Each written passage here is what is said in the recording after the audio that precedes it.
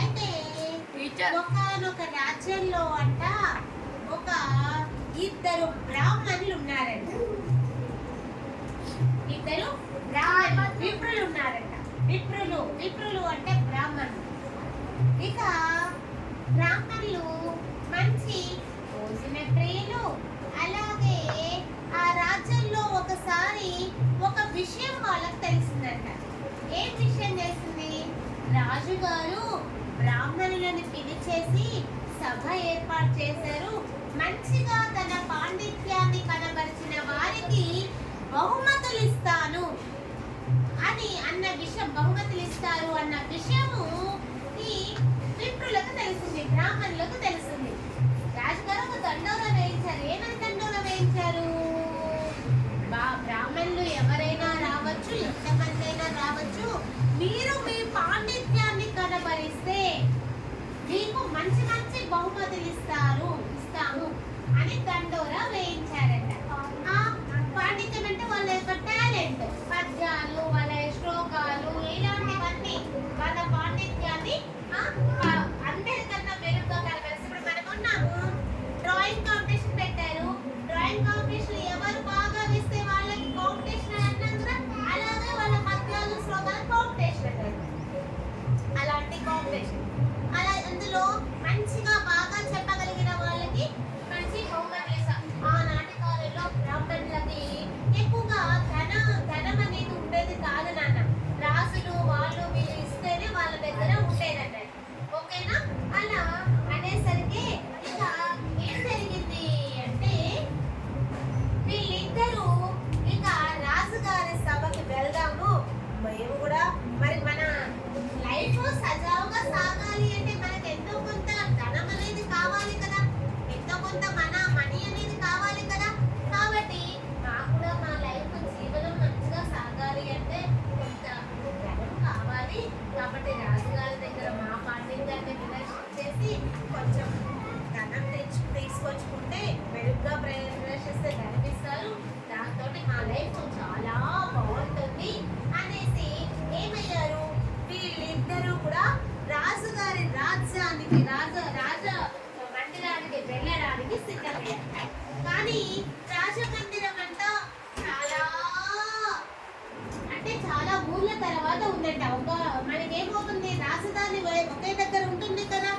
ఇప్పుడు మనకుంది నాన్న, మన హైదరాబాద్ అనేది మన క్యాపిటల్. మరి మనం ఇక్కడ ఖమ్మంలో ఉన్నాము. ఖమ్మం నుంచి హైదరాబాద్ క్యాపిటల్ వెళ్ళాలి అంటే చాలా దూరం కదా. అలాగే ఈ బ్రాహ్మణ్లో ఉన్న ఊరు నుంచి రాజమందిరంలో కూడా చాలా దూరంలో ఉందండి.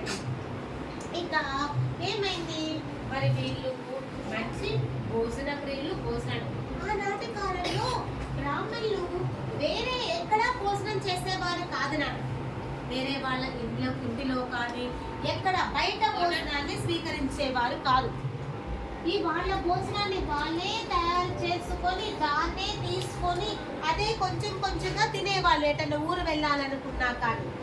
ఇక వీళ్ళు ఏం చేశారు, మంచిగా ఇంట్లో భోజనాన్ని తయారు చేయించుకొని ఆకులలో కట్టేసుకొని, ఆకుల్లో అంటే మ్యాక్సిమం అరటాకులో ఉపయోగిస్తే భోజనం చాలా హెల్దీ నాన్న. అరటాకులో పెట్టిన భోజనము అలాగే ఆ అరటాకులో ప్యాక్ చేసేసుకొని, ఆకుల్లో ప్యాక్ చేసేసుకొని, బోదుగాకులు, అరటాకులు చాలా మంచిది నాన్న. వాటిలో ప్యాక్ చేసేసుకొని ఇక రాజధానికి బయలుదేరి వెళ్తూ ఉంటే ఇక చాలా దూరం వెళ్ళారు. వెళ్ళిన తర్వాత ఇక మధ్యాహ్న సమయం అయింది.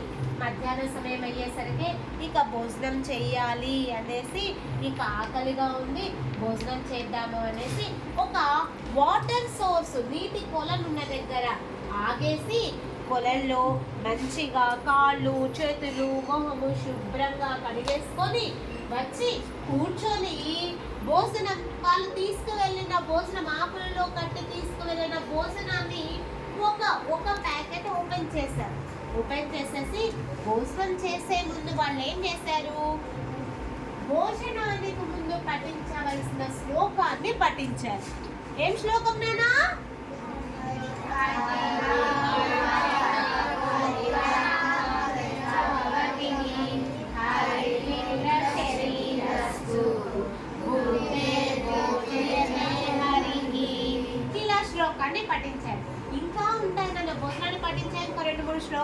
ఉంటాయి. మీకు చిన్న సింపుల్ గా ఇది చెప్పేస్తాను. ఇది సింపుల్ గా ఉంటుంది, చదవగలుగుతారు. ఓకేనా? బ్రహ్మార్పణం బ్రహ్మహవిః బ్రహ్మాగ్నౌ బ్రహ్మణాహుతం బ్రహ్మైవ తేన గంతవ్యం బ్రహ్మకర్మ సమాధినా అహం వైశ్వానరో భూత్వా ప్రాణినాం దేహమాశ్రితః ప్రాణాపాన సమాయుక్తా యజామన్యం చతుర్విధం హరిర్ధాతా హరిర్భోక్తా హరిరన్నం ప్రజాపతిః హరిర్విప్రశరీరస్తు భుంక్తే భోజయతే హరిః. ఇలా ఈ శ్లోకాన్ని పఠించేసి వాళ్ళు ఆ ఆహారాన్ని తింటూ ఉన్నారు. ఇందులో వాళ్ళకి అక్కడంట పెద్ద శబ్దం వినిపించిందంట, గట్టిగా శబ్దం వినిపించిందంట. అమ్మో, ఏంటి ఇంత పెద్ద శబ్దం వినిపించింది? ఈ గాలికి ఒకవేళ ఈ చుట్టూతో చెట్లు ఉంటాయి కదా, గాలికి ఏమైనా చెట్లు విరిగి పడ్డాయా అని తిరిగి తిరిగి చూసారంట. తిరిగి చూస్తే అక్కడంట చెట్లు పడిపోయి అక్కడ ఒక గంధర్వ పురుషుడు బయటకు వచ్చాడంట. గంధర్వ పురుషుడు అంటే దేవత. ఓకేనా? ఒక గంధర్వుడు బయటకు వచ్చాడట. బయటకు వచ్చేసి వీళ్ళ దగ్గరికి వచ్చి, అయ్యా నమస్కారం మీకు అని ఆ గంధర్వ పురుషుడు వీళ్ళకి నమస్కారం, బ్రాహ్మణులకు నమస్కారం చేశాడు. దేవుడు గంధర్వుడు బ్రాహ్మణులకు నమస్కారం చేస్తాడు. వీళ్ళకి ఏమీ అర్థం కావట్లేదు, అయోమయంగా ఉన్నారు. ఎవరు ఈయన? ఇలా ఉన్నారు, తేజస్సుతోటి దివ్యంగా ఉన్నాడు నాన్న. అందమైన రూపం, ప్రకాశవంతమైన తేజస్సు ఉంది, దివ్యంగా ఉన్నాడు, దేవుడు భగవంతుడిలాగా ఉన్నాడు. అయితే వీళ్ళకేమి అర్థం కాక, అయ్యా మీరెవరు అనేసి అడిగితే ఆ గంధర్వుడు అన్నాడు, నేను ఒక గంధర్వుణ్ణి. ఒకానొక సమయంలో నాకు శాపం వల్ల, కొంతమంది మునుల శాపం వల్ల నేను ఇలా వృక్షంగా మారిపోయాను. మరి ఇప్పుడు ఎలా వచ్చాడు తను? ఎలా వచ్చాడు? ఆ వృక్షంగా మారిపోయినా ఇప్పుడు ఎలా వచ్చాడు? ఎలా? ఎందుకు ఇప్పుడే వచ్చాడు? శ్లోకాలు చదివితే ఏమవుతుంది నాని? శ్లోకాలు చదివి వాళ్ళు భోజనం చేస్తున్నారు. శ్లోకాలు చదివితే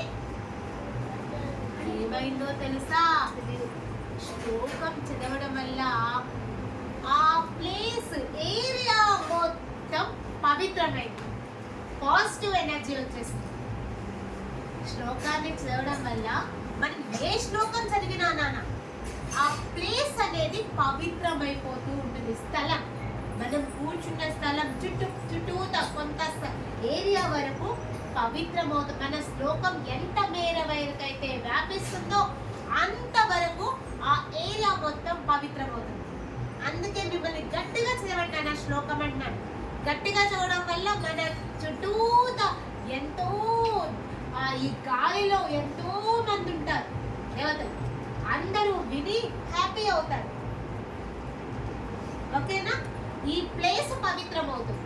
మీరు ఎక్కడ ఉంటారు, మీరు ఇంట్లో చదువుకుంటే మీ ఇంట్లో మొత్తం పాజిటివ్ ఎనర్జీ వచ్చేస్తుంది. ఈ ప్లేస్ పవిత్రమైంది. ఆ పవిత్రత వల్ల నా పాపం పరిహారం అయిపోయింది, నా శాపం అయిపోయింది. కాబట్టి నేను మళ్ళీ ఆ వృక్షంగా మారిన నేను తిరిగి నా రూపానికి వచ్చాను. కాబట్టి నన్ను ఇలా వృక్షం నుంచి నా రూపానికి మార్చింది మీరే. ఎందుకు? మీరు అలా శ్లోకాలు పఠించడం వల్లే కదా నేను ఇలా మారింది. అవునా కదా? అవునా అనేసి అడిగేసి, మీరు వెళ్ళే కార్యం నాకు అర్థమైంది, నాకు తెలిసింది. మీరు ఎందుకు వెళ్తున్నారు, ఎక్కడికి వెళ్తున్నారు ఏంటో నాకు తెలిసింది. మీరు ఎక్కడికైతే వెళ్తారో వెళ్ళిన తర్వాత మీరు సక్సెస్ అవుతారు. మీ పని సక్సెస్ అవుతుంది, మీకు కావలసింది మీకు లభిస్తుంది. మీరు నన్ను వృక్షం నుంచి శాప విమోచనం చేస్తారు, నాకు ఈ హితం చేస్తారు, నాకు మంచి చేస్తారు. కాబట్టి నేను మీకు మంచి చేస్తాను అనేసి వారికి ఏం చేస్తున్నాడు, ఆ విప్రులిద్దరిని ఆ గంధర్వుడు ఆశీర్వదించాడు.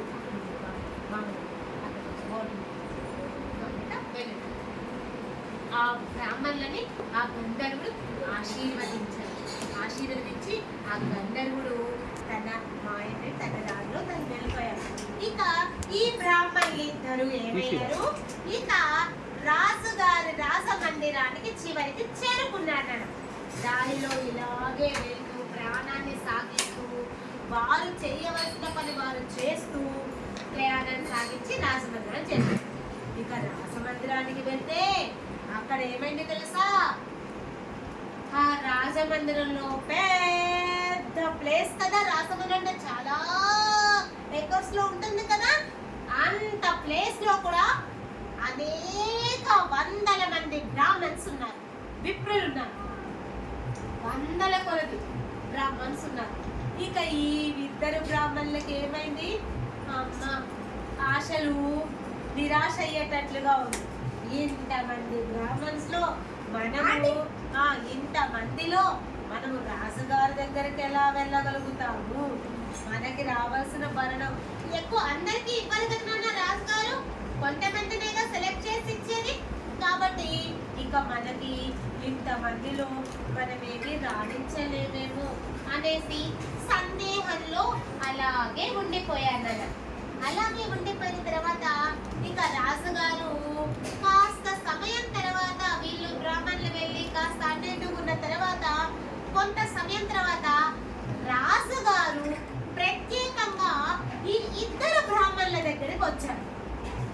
వచ్చేసి ఆ ఇద్దరు బ్రాహ్మణులని సాదరంగా స్వాగత సత్కారాలతోటి సభ లోపలికి తీసుకొని వెళ్ళాడు.